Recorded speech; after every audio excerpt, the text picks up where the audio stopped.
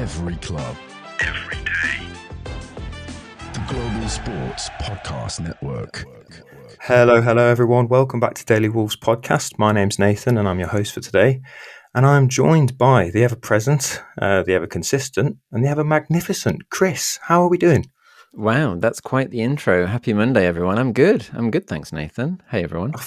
I thought I'd start us off with as much positivity as we can. We've got a massive week ahead of us here. We, as we record this, we're off the back of hearing the news that our fellow relegation rivals Ipswich have got an away draw at Fulham, and in the process, our former striker Raul Jimenez became the highest-scoring Mexican striker in Premier League history. So we thought we'd mention that off the start for a bit of nostalgia. Yeah, we were just talking about off air. Ipswich. I mean, everyone thought they're just going to be kind of decimated, but I mean, they pulled out the bag with a victory against Chelsea the other day, which I don't think anyone saw coming, and then to be literally moments away from beating Fulham as well, up until a late penalty that Raul put away. I mean, we're at the bottom three only on goal difference at the moment, so we're going to be talking about tomorrow's game, but fingers crossed, more points on the table, please, because Ipswich are pushing. They're not going to give up. Absolutely. Yeah, I think it after the last three results, in my mind, I'm obviously full of optimism, but it's not a time to be complacent and think that we've got this sorted and that the formula all of a sudden's working and it's going to be easy. I mean, Ipswich have got a squad of quality, and Delap scored again in that game at Fulham, and he looks like a real handful. So if they've got a goal scorer, as we've found with Cunha, who knows what's going to happen? But yeah, so that was news around the grounds at the time that we're recording this. But the main, I guess, point of this episode is to look ahead to the Forest game. But before we do so, we just wanted to run by a few bits of news with regards to the transfer window at the minute. And we've heard over the last few days that talks have kind of coming to an end, by the sounds of things, with regards to the signing of Emmanuel Agbadou. Again, pronunciation always at the top notch at Daily Wolves. But he is a centre-half who plays at Reims in Ligue 1 in France. He's 27 years old and rumoured to be around £20 million. I don't know what you've heard, Chris, on the price-wise. I believe it's 20 million euros, so it's actually around 16 million pounds. Oh, you've got to love the exchange rate. But yeah, so he would be sort of that. I think he's around the 6'4", 6'5" mark. He seems to be really athletic from what I've seen. I literally just searched up a highlight reel and it was him pocketing Mbappe. Yeah, I've seen PSG. That one, yeah. That's the only one that I've seen. So that's fairly positive news, I guess. Mm-hmm. And the other bit of news was an outgoing, which we've mentioned previously, and that is our former captain, Lamina, who is rumoured to be on his way out to El Shabab in Saudi. And the news that we're hearing is that he's unavailable for the game against Forest due to a small injury. What are your thoughts on that one, Chris? I mean, it seems like it's going to be potentially one of those injuries that miraculously vanishes the moment if and when he signs for a new club. It seems like one of those. Yeah. But we did touch on it the other day in terms of whether we thought it was a safe thing to do, I guess. I think we both agreed that at the moment, at least for the rest of this season, the future of that midfield, or like the starting position of that midfield, is fairly solidly set around Andre and Gomez. And Lamina is going to, if he stays, potentially more of a bench player. Because if it's going to be this kind of two holding, like the pivot and then everything else built around that, then I don't see him being the starter that he was. And his contract's off this summer, and the reports I've been seeing are only around like 4 or 5 million. But then if you think he's got less than a year, he's literally got 6 months, if maybe less, on his contract, and he's 31 years of age or something. So like I don't think you can really argue with that. I guess the only thing that I was thinking is if 4 million for Lamina seems like a bit of a poor deal. I know it's only 6 months left, but he has been playing at such a high, one of our most consistent players over the last 2 years, right? And I know this season he's not been to the standard that he was last season, but it just feels, not that long ago he was our captain. For the reverse fixture, away at the City ground. He was our captain, and he was, in my opinion, one of our best players on the pitch that day. And it's weird that now we're going into this one talking about, him being out the door. It's just, I don't know, 4 million seems super low. Maybe it's because I've been watching the nostalgia TikToks throughout today of, his various goals and, I don't know, passion moments for Wolves. But yeah, it just feels a bit low. I don't know. Yeah, I get where you're coming from. It is a bit of an odd one when you think about the story of this season for him, with the emotion that he's been showing and the lack of discipline, the drop in form, and all of that. But he's still at the core, obviously, got a lot to offer the team. But yeah, overall, I think as much as depth is good, I think bigger picture, I don't think it'll be too upsetting, especially if they do bring in another midfielder, because there is talk that they're looking at other options still in replacement. Yeah. The other thing we should mention, obviously, is that you touched on the fact. Sorry, that how did you pronounce his name again? I've just but my memory's just gone. Agbadou. Agbadou. There you go. So yeah, it hasn't been officially announced by Wolves yet, but as you mentioned, all of the sources are saying it's pretty much a done deal. And the is it pronounced Reims, the team that he currently plays for? I think it's technically Reims, but yeah, you okay, give sorry. it a go. You're better at you have more multilingual skills than I do. But I mean, the president of their club has confirmed the move, quoting, "The two clubs have reached an agreement. Same thing for the player. All he has to do is pass his medical and sign his contract. Wolverhampton's offer couldn't be refused." So it's basically a done deal. We're just waiting for all of the I's to be dotted and all that kind of stuff. And apparently he'll be at the game tomorrow watching. So who knows? Maybe we'll get one of those YouTube videos soon of his first day arriving at the squad.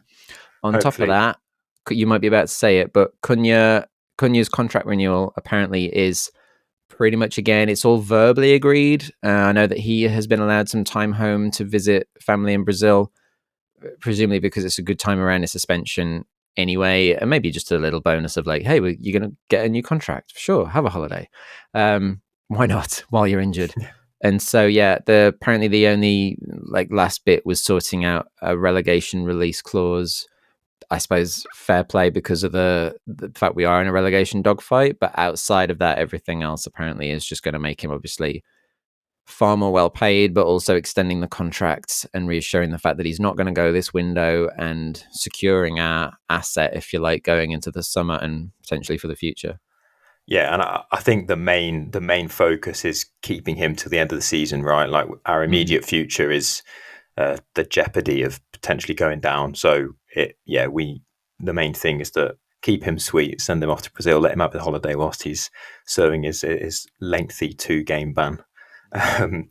But yeah, and talking of players that may be missing out for the time this episode comes out, this evening's game at the Molineux, Sarabia is still out as well, and we mentioned Agbadou potentially coming in, and it could be good timing as well because Totti, I believe, is out for 3 to 4 weeks as well with a hamstring injury, and then obviously we mentioned Lamina, who will be out as well. So those 4. And another player who potentially would be a maybe, and who also was in Brazil quite recently, is Andre, who went off injured against Spurs, which was quite worrying. But he went back to Brazil, from what we understand, for the birth of his son. Was it son? Mm-hmm. Yeah, I'm not sure. I said son before we went on air, but I don't know if I've just made that up. Oh, look, there was a baby in his arms, and if I knew how to say congratulations in Portuguese, I would. But a baby human. He's had a baby human. Go. Baby human, that we can confirm. So he's a maybe, touch and go, and we don't know if it's more the knock or the fact that he'd be obviously travelling between the 2 continents as well. But he could potentially be a miss, which we could see. Well, we'd assume Tommy Dorr coming back into the starting lineup, right? Yeah, I think I said to you before we went on air, we were discussing it, that it could be that if he's fully recovered and it's just a case of all the back and forth travel and maybe not sleeping much around that, you know what it's like. I mean, people have kids; it's a very restless affair. On top of the travel, maybe we'll just see him on the bench coming on, later in the game or second half or something. But I think given the other options available, especially if Lamina's not there for his mysterious injury, then Doyle would be next man up. Yeah, and I guess I want to kind of turn off. Everyone is talking about Cunha still, and rightfully so. But how do we feel we're going to fare without him? I mean, he's been a massive, a huge player for us this season. It goes kind of without saying. How do you think we're gonna deal without him? First of all, from a replacement perspective, who do you think would come into that slot? And then in general, how do you think we're going to cope? I think we've seen glimpses. I mean, we saw, obviously, he came off the second half of Tottenham, and we had, was it Larson? I mean, at that point, Larson had come on anyway. But I think we'll see, I think the front three essentially will be Larson, Hwang, and Gedge. So I think that's going to be the front line, because Hwang has been the one that's basically mainly come in so far for most managers, but he's recovered some form so far under Pereira, 2 goals in 2 games. And we both spoke about how Gedge has looked really dangerous recently. Whenever it looks like he's constantly creating chances and making runs. So I think that'll be your front line, and I hope that I think we'll be okay. Yeah, I think it's from the outside looking in for other fans, and when I talk to my mates who aren't Wolves fans, they obviously see Cunha in the highlight reels, and he has been our main man this season. But I don't think it is panic stations. I think we've got enough quality going forward, and we've scored plenty of goals, coming from other areas of the pitch than where Cunha operates as well. So I think it's far from panic stations. And what I do see though is a Tommy Doyle starting over Andre could maybe be a little bit more impactful on the way that we have set up under Vitor Pereira. Just the aggressive defensive nature and that block that we've kind of had. I wonder how he might look to tweak things. And I don't know if I definitely agree with you that I think Hwang would be the right decision to start with, just because of how good he is defensively as well, and his shape and just helping out the midfield. Because Tommy Doyle's physicality or lack of compared to Andre defensively will just be an interesting matchup, because Forrest have just got this. When I've watched them this season, I don't know what you think about it, Chris, but when I've watched them, they just seem like they're just brutes. They bully teams. Mm-hmm. And yeah, it'd be interesting to see how we face up against it. Yeah, I think the most interesting thing is if you arguably, if you were to take form and league position out of the equation for a moment, and you just showed people with a vague, not like some knowledge of football and the players, you put the 2 team sheets down, you'd arguably still want Wolves. Like, you'd still pick potentially Wolves. I would say the greatest respect to Forrest, but I'm not going to, because there's because of the amount of internationals in there, and there's a lot of talent in our squad overall. And we've spoken about this before when we've been playing badly, that we felt like they're underperforming, and now we're starting to see glimpses of what they can do again. Not completely, there's still a lot to fix, but I think the team sheets wise, I'd still want Wolves. And yet you look at where they are in the league and look at the form, it just goes to show that no matter the skill level, and we've seen it with the likes of Tottenham before and Chelsea and so on, when they've been up and down the table, that you can have the best players on the pitch, but if they're not playing as a unit and working as a team, and that team ethic and all fighting for each other, they'll get outdone. And Forest are showing that, aren't they, with the way that they are not necessarily better. They're not technically necessarily better than people they're coming across, but they are just working as a unit. Oh, absolutely. I think Nuno's got it spot on, and I think you've got a spot on there as well. I think just the way they set up is they are extremely hard to beat. They're competitive in every single aspect of the game. They've just been super efficient going forwards as well. And it helps that Chris Wood has, put himself forwards for Ballon d'Or this season, rather than being the Chris Wood always scores against us. So yeah, sorry to interrupt, but it just makes me think back to the amount, even when he's not been in sides that are doing well, he still scores against us. I feel like he's one of those players. So I dread to think how many opportunities he's going to get tomorrow. And naturally, with Morgan Gibbs-White playing behind him, that's almost like a guaranteed goal for Forrest, isn't it? Mm. The amount of times we see players come back to the Molineux and score against us. But here's hoping that not hoping. I think we should go into this with a little bit more confidence than that. I think we've got some interesting points to sort of talk about with regards to how we're going to cope with that Forest threat, though, with conceding a sort of another set piece goal against Tottenham. I know we spoke in the previous episode about hoping that it was just sort of a fluke, because we have seen some general improvement, but Forest are deadly from set pieces, and we paid the price last time out with Chris Wood scoring what was, a very, very free header. How do you see us facing up against their physicality and what they've got going forwards?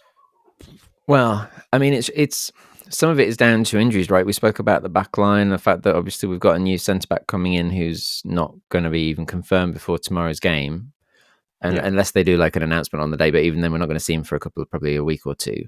But therefore, defensively, the person who arguably, the two people that are going to be most impactful in how we defend those set pieces against Forest, Dawson, because he's going to be in place of Totti again. I hope he's in the middle. I just feel like we spoke about how him being on the left in the last game was the one thing that I felt was a little bit awry and showed his weakness in pace, and he got caught out quite a few times in that position.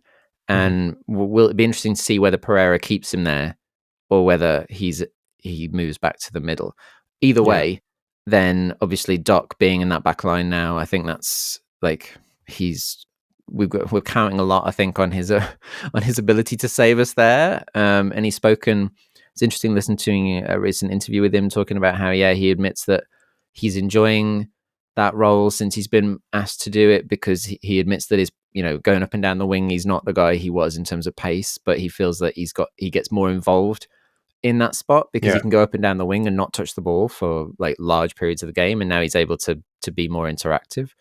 So I think it's going to. I think Dawson and Doc are going to have a massive input on if their performance is not where it needs to be, we're in trouble.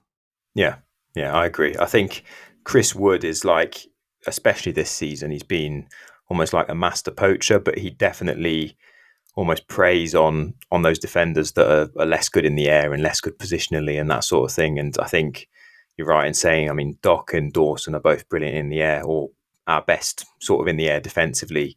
And if we compare that to maybe Santi Bueno, who I could potentially see get bullied by Chris Wood, although he's been fantastic on the ball and has been very good and sound defensively, I think that Chris Wood would be, if Chris Wood's looking at our back line, I think he'd see Santi Bueno as like the perfect opponent to go up against, if that makes sense. Of the three, he's going to target him, arguably. Like, that's the one. Yeah, absolutely. And before we sort of go on to talk a little bit more about Forest and predictions and all that stuff, I just want to give everyone listening a quick reminder that here at the Global Sports Podcast Network, we spent a lot of time selecting our delivery platform. Zencastr came out the clear winner with 4K video recording from your phone and AI editing that automatically removes all those ums and ahs. It's super easy to start a podcast that sounds great and is delivered efficiently. If you're ready to tell your story, check out the link in the show description to learn more. So, against Forest, we've, out of the last 5 games, we haven't suffered any defeats at all. Wow. So that's a bit of a positive fact to kick us off for the predictions. Obviously, we have to respect the fact that they are currently sitting in third on 37 points. Does that include the cup game where we got done with the penalty that wasn't given? And... I'm only considering Premier League games. All right, just checking, because I'm like in my head I was thinking, what? No. Thanks for fact checking me. But that is we haven't defeated any of the previous 5 Premier League games. Okay. For clarity, so there's reason for us to go into this with some positivity, of course. But of course, we've got to respect the fact that they are currently sitting in third on 37 points, which to me is still mental. Yeah. I mean, for the first sort of 10, 15 games, you kind of go, okay, teams can have a good start and have purple patches and all the rest of it. But this is almost, I don't want to say Leicester-esque, but for the size or sort of the context of Nottingham Forest over the last 2 or 3 seasons, for them to be where they are is truly amazing. So we do have to tip our hats off to them, but also we're on a vein of form ourselves, aren't we, Chris? So what would be your initial feeling? And I'm not going to get a prediction just yet. We'll leave that until a little bit later. But what would be your initial feeling going into this game, given what we've talked about with the Cunha absence and Andre maybe missing out as well? How do you feel going into this one in the context of things? There's a couple of things first that I want to just know. One is I'm both happy and frustrated to see Nuno doing well, if that makes sense. Obviously, great, legend for Wolves. I think everything he did for us was fantastic, and I'm still sad that he left in the way he did. I think that COVID era really impacted him massively. And if you look back now at where he was where we were in the table and how we were performing, it wasn't necessarily, that bad. So it's a little bit harsh. I'm glad that he's back in the Premier League. I'm glad that he's showing that he is the manager we all know he is, because he wasn't, I don't think, given a fair crack at Tottenham. So I'm happy. I'm just annoyed it's with Forrest, and a big part of that is the other thing I want to mention is because of Morgan Gibbs-White. And the thing that frustrates me most about Morgan Gibbs-White is I really liked him as a Wolves player. As an academy player and being a local lad, and just everything he did when he was on the pitch, I thought he showed so much potential for us. You could see it. I mean, he's showing it now, but you could see it even in his Wolves days with the very few opportunities he was given. He was constantly sent out on loan and then back and then out on loan. It felt like he was never really given a fair crack of the whip, from my point of view, under some managers. And so I just feel frustrated that he was let go in the way he was. We got an amazing fee considering his lack of Premier League performances at that point. But the way it's then turned into this kind of vitriol, this hatred almost between him and the Wolves fans, when I don't get why it had to be that way. It feels nasty. And then he's turned it into this thing with the whole, ever since that cup game particularly, with the fingers in the ears. And then he's doing that fingers in the ears thing to everyone now after every goal. Not everyone insults him. Why does he do it to everyone? It was just against Wolves fans. And now he does it as his thing. It just makes him look like a petty little boy. And I really don't understand. It seems unnecessary, doesn't it? And I just want to pick up on a couple of things that you said there. I think, firstly, that we thought, we got very good money for him, as you said, with a sort of lack of experience that he had, or sort of improving in the Prem. But now it is looking like Forrest got a good deal, good value out of it, to be fair. He's their captain and really is leading from the front on with his performances as well. But the thing is, it's unnecessary what he does with his fingers in his ears. But Nuno is the manager who was in charge at Wolves when Gibbs-White was sold. Yeah. And ironically, he's now in his best form under Nuno. It's funny how it works, because, I don't think there was any sort of animosity from the Wolves fans towards Gibbs-White. I know that in that cup game he was being booed, and when he was going to take his penalty, obviously he was being, there's pressure put on him. But it just feels as though, I don't know, maybe he just felt hard done by, and he needs to find a way of, expressing it. And the Wolves fans, and obviously if he starts riling up the fans are going to go for him, aren't they, every time he's got the ball? So it is a shame, because I agree with you. I did quite like him at Wolves, and he did show. I mean, the game against Chelsea at home comes to mind. I think he got man of the match or something, and we beat them. And I don't know that. So I know I went a little bit off piece, but my point was, I just this match, every time it comes round, frustrates me for some of those reasons. Now we've got that added Nuno thing. Hopefully hopefully Nuno will get a great reception. I think he will. I'm sure people will sing for him at some point, like they've done for the likes of Cody in the past, or Jimenez, because he's earned it. So I hope everyone gives Nuno a great reception. How Gibbs-White is received is really going to be, to be honest, I think down to him at the end of the day, because his behaviour, as we've mentioned, against to the Wolves fans in recent matches seems full of vitriol, and I don't get it. And then, as I say, it just looks like he's constantly throwing his toys out the pram with the whole ears thing, and I'm like, he does it to every goal now, and it's just a bit stupid. Anyway, that's just the old man in me getting frustrated. But if we can handle all of that, I think a big part of tomorrow. So tomorrow's, well, I say today as this episode comes out, is going to come down to a couple of things. One is we mentioned set pieces and whether the defensively Dawson and Doc and so on can control Woods, but also whether how up for it Gibbs-White is, and also he's going to be really up for it. I know he is. That's just his way against Wolves. He seems to always raise his game. Like you said, there's a goal in it for him, pretty much guaranteed. I will. You're not getting results yet, but I think it's going to be. I hope it's going to be a close game. I hope it's going to be a competitive game, and I'm hoping that we get some points. But I will be. I'll take a draw. To be honest with you, I'm not saying the score yet, but like I think that would be, given their form, given their performances at the moment. Previously, in previous seasons, we would have been like, yeah, let's get at least a draw from this, probably a win. Let's go for it. Given where the two teams are at the moment, I'll take a draw.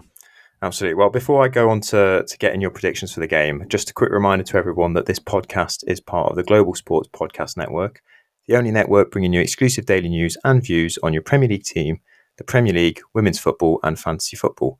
A unique listening experience that puts fans first, bringing you the very, very latest breaking news from your team. Subscribe wherever you get your podcasts and make us your first listen every day. That's the Global Sports Podcast Network, every club, every day. So I'll put the pressure straight back onto you, Chris, and I will demand a scoreline prediction with a little bit of justification and goal scorers, if possible, if there are any. Oh, wow. Okay. All right, then. I'm going to say, actually, I know I just said a draw, but let's be optimistic. I said I'll take a draw. Right? I said I will take a draw. But if we're going to go gung-ho, let's say it's a Monday night. It's still, for a lot of people, the holidays, like this week, a lot of people go back to work and school and stuff like that. But it's a Monday night under the lights at Molineux. I think everyone will be up for it because you've got that added Nuno and Gibbs-White whole thing, the drama, and the fact that they are flying in the league. So let's say that it's one of those nights where Wolves are good as an underdog. I think we've shown that in previous seasons. We always seem to do well against the teams doing well, like the teams in the top half of the table, notoriously. And I know that's not usually Forrest, but even with Cunha out, that's a good recipe, I think, for a good night under the lights. So I'm gonna go. We're gonna turn everything on its head. The Pereira era is going to continue. It's going to be 2-1 to Wolves. It's going to be a Gibbs-White. Because they both have to score against us. It'll be 3-2. It'll be a goal for Gibbs-White, a goal for Chris Woods, because they are both guaranteed to score against us. And then our scorers will be Gedge, Tommy Doyle, because like with a long-range screamer of some kind, and then the winning goal, because he has yet to score in a game that we have won, Strand Larsen. He scored 7 goals and we have not won a single one of those games. Did you know that? I didn't know that, actually. Yeah, 7 goals and not one of them has been a win. I guess the Tottenham away kind of felt like a win with the lateness of it, but yeah, I did not know that. We're full of fun facts here today, aren't we? Yeah. So there you go. I've written it in the stars. Okay. That was a very extensive prediction. I like it. Sorry. No, not at all. I think, it'd be great to see the likes of Tommy Doyle put in a really good performance. I think it would do the world of good to the squad. I know we mentioned that previous episode, just how, in an interview he was saying he felt good around the current management and the way that things are going. So he's hoping that he puts in a good shift. And I guess my prediction, I'm going to go a little bit lower scoring than you, with the optimism that Chris Wood and Morgan Gibbs-White aren't going to score. I'm going to go real boring. I'm going to go with 0-0. I think that Molineux in the evening, it's going to be I think everyone's going to be up for it, and it kind of screams a scrappy game to me. And we're due a 0-0 this season. We're due a boring, dull 0-0 game. And it's, look, not to bring a downer to the end of the episode, but I feel like a 0-0 draw would also quite suit us, given the context of things at the minute, and given the context of where Forrest are and how, in form they are at the minute. I think that would be, at least as a result, a good result. Obviously hoping for a win, but that is my prediction. No, that's fair. As I said, I'll take a draw and I'll take a clean sheet by all means. But I'm going to be Mr. Optimism today, and glory under the lights. Remember, we are just around the 70th anniversary of Honved. Let's go for nighttime illumination glory. You've somehow managed to make my 0-0 prediction even more dull through that. But yeah, sorry. But you've heard it here first. It's a 3-2 victory at home under the lights. And as we tend to end these episodes, thank you for listening. And as always, out of darkness cometh light. Bye-bye. Every club, every day. The Global Sports Podcast Network.